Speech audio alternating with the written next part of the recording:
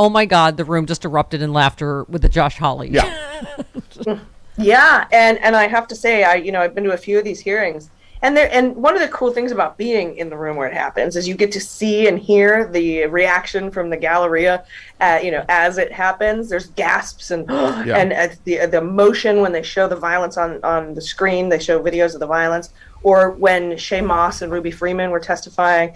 And it's just heart wrenching. But I hadn't seen in the hearings that I had participated in the kind of reaction we got from Hawley. And it wasn't just the run; it was that they juxtaposed it to his fist pump, and then played a slow-mo replay of it, and the whole room just burst out in laughter. And those are like 50-foot ceilings, and it just echoed throughout the entire hall. And it was like, and the fact that Liz Cheney opened up by saying, back in 1918, this is where the suffrage women's movement met to discuss getting the right to vote, securing the right to vote for women. And I just felt so incredibly moved by that. And then to have that moment of levity, that he will never be able to run away from it. Yeah, so to speak. Yeah. Well, so excuse me. What else? So, you were you said you're betting the running ghost of Hawley will haunt the halls of Congress 100 years from now. I think that's, he looked a little like an apparition, like a really wussy apparition, didn't he? He looked like Bigfoot. That's a skedaddle. Yep. So, legally, what would you say was the most compelling? Probably how the inaction of Donald, and Hugo Lowell wrote about this for The Guardian, how that also implicates him, because he acted and to whip up the crowd, ignite them, send them to the Capitol, and then stood by and did nothing until well after. And I think that I know Zoe Lofgren was sort of downplaying how the outtakes of that video, where he didn't want to say, the election is over or we lost the election. And that just goes right to his state of mind. And we need that kind of state of mind evidence, right, when we're putting together a total case. I work at the Department of Justice, but you know what I mean. Yeah. Well, you calm me down. You said people will try to downplay the Bannon verdict because they don't want Garland to succeed. Ignore them. This verdict is critically important to the rule of law and a huge win for justice. I agree. I mean, I agree. It just, we just had Glenn Kirshner on earlier, your beloved and mine, our shared superhero. Yes. And, he's impatient, as you probably know, with DOJ, as a lot of us are. We were at this, the Adam Schiff comedy night last night, and Adam Schiff has been, as has Liz Cheney, been openly, I don't know what's the word you'd use, impatient, pressuring the Justice Department. I think that's fine, though, right? I think it's fine for them to be outspoken about that. Yeah, I mean, as long as we're not openly bashing or spreading disinformation about the Justice Department, some large accounts going so far as to say they're in Trump's pocket or, things like that. But I mean, we do need this. We need it quickly. Mm-hmm. It's just, that this is the biggest investigation in the history of the Justice Department, and that was some language that changed between the last two Merrick Garland statements, because he said one of the biggest. Now he's saying it's the biggest. Yeah. And I think they have some really great prosecutors. It's not Garland running this whole show. It's Matthew Graves and his team. And Matthew Graves was able to come in after Mike Sherwin, a Trump appointee, nearly killed the seditious conspiracy case by talking about it openly. And he was going to be sanctioned, but was, resigned before that happened. And he didn't want to execute search warrants on Stewart Rhodes. And he was doing his best to sabotage that case. And for Matthew Graves to come in and be able to button it up and to get Merrick Garland to sign off on seditious conspiracy charges, which is like the granddaddy of all charges next to treason, I think kind of shows that they're in it to win it, so to speak, and that they have the gravitas, the intestinal fortitude to charge something like that. Because I kept telling everyone, chill on the seditious conspiracy stuff. It's going to be obstructing an official proceeding probably. But then they came out swinging, and so I'm excited about that. But it is taking a long time, and I understand the frustration, particularly in the face of what we've had the last 5 years and what Barr did to the Mueller report. We didn't even get an impeachment out of that. because of the spin and the controversy, and I guess he didn't have enough pizzazz when he was on TV. Yeah. Testifying. Well, that's what I said about Merrick Garland. If he sounded like Mr. T, people would be right. It's the way he and Mueller sound. Right. Very, Pity the insurrectionists. Right. If we had Ellie Mistal Yeah. and his monster Yes. truck rally If voice. he had a giant gold medallion, I would feel better if he came out and but it's just very soft spoken.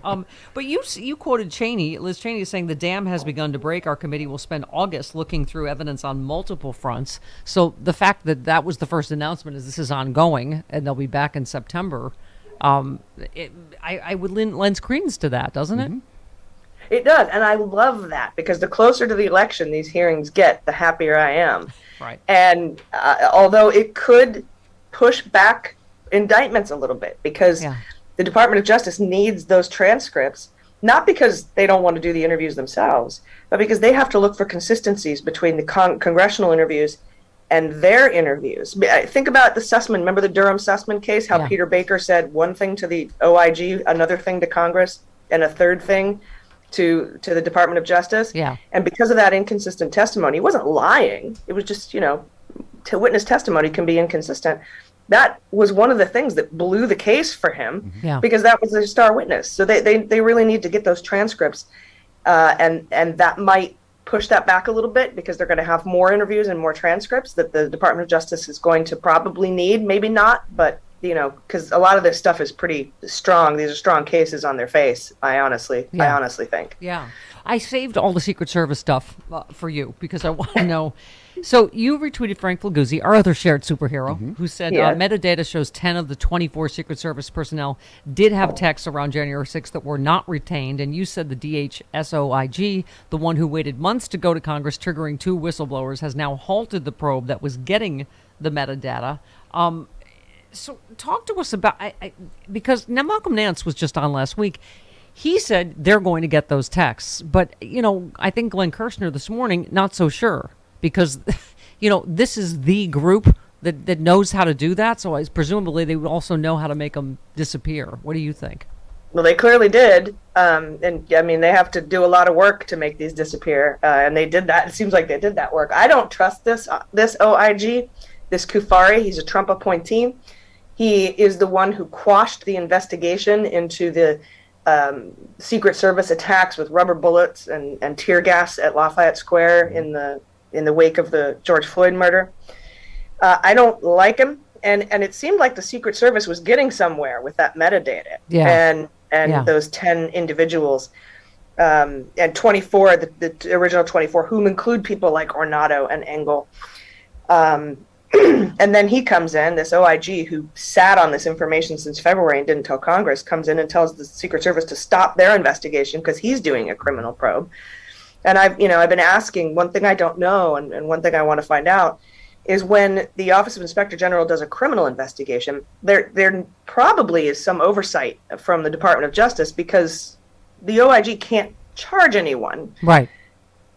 And so I want to know sort of what that process is. Does declaring a criminal investigation by an Office of Inspector General bring in the Department of Justice for some oversight? Because I would really like to see that, kind of the same way I'm looking forward to seeing what the Department of Justice oversight in Uvalde has to say versus their Republican congressional committee. Well, and also, I was saying to Glenn, same thing you're pointing out on Twitter, that the Secret Service hiring outside counsel also right away makes you go, oh. And you said, look who Secret Service agent's attorney is, bar-appointed Terwilliger